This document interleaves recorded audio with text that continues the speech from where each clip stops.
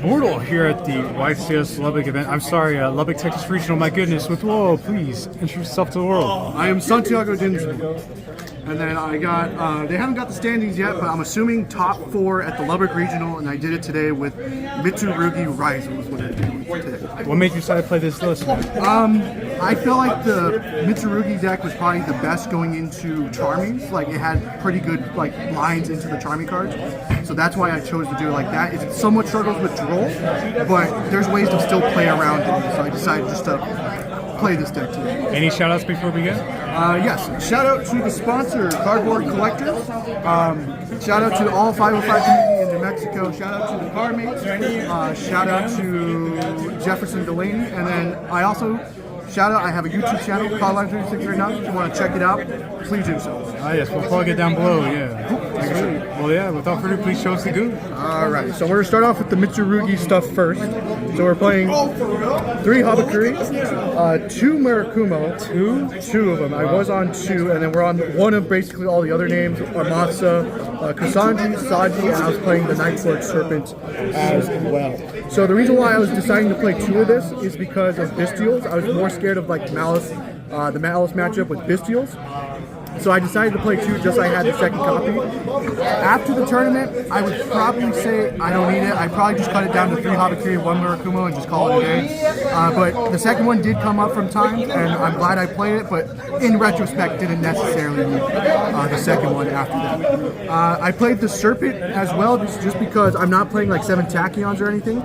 So technically, my bridge for the Mitsurugi into the Ryzeal stuff was with the Nightsword Serpent. So that's why this was still in the deck, and it was still insane just as a body, being able to link off into stuff as well. Really loved it all day. Nice.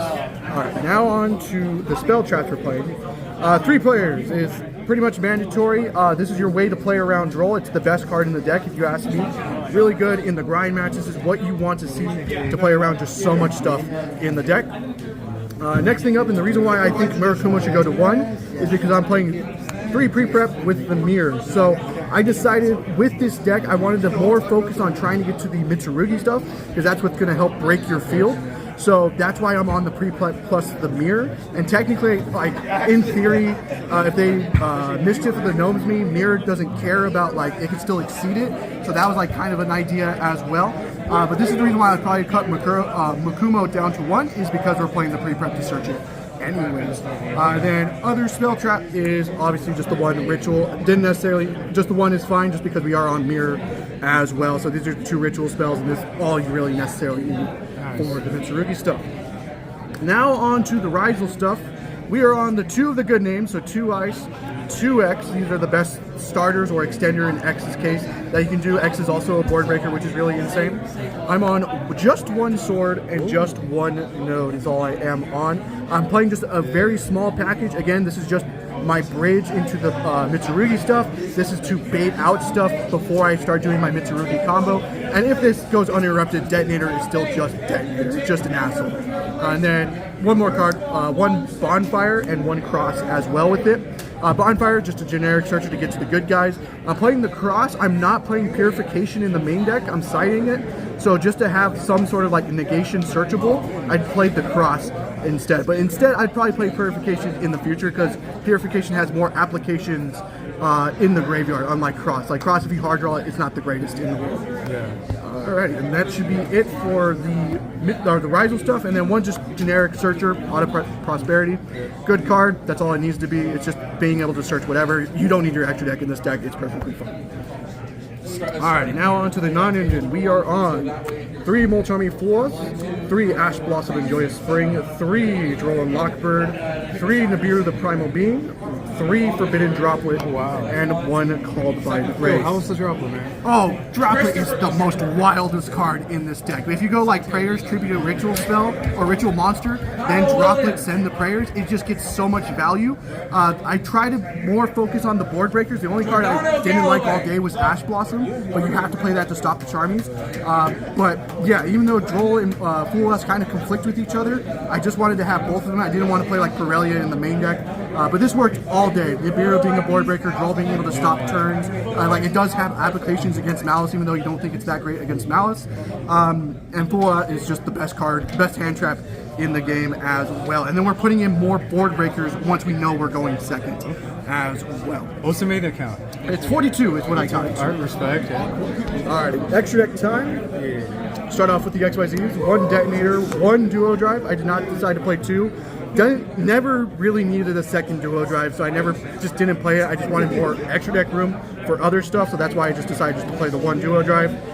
One Exciton just for board breaking against Malice. It's insane. Just catching people off guard that don't think two level 4s can break their field. This breaks their field pretty easily. One King, didn't really need more than one King. Half the time I didn't even need it anyways because I had my Mitsurugi anyways. One Dugaris just to like deep draw like in game 2s and game 3s into your sideboard, or even game 1s to try to draw into more of your hand traps if like your hand's just a lot of engine.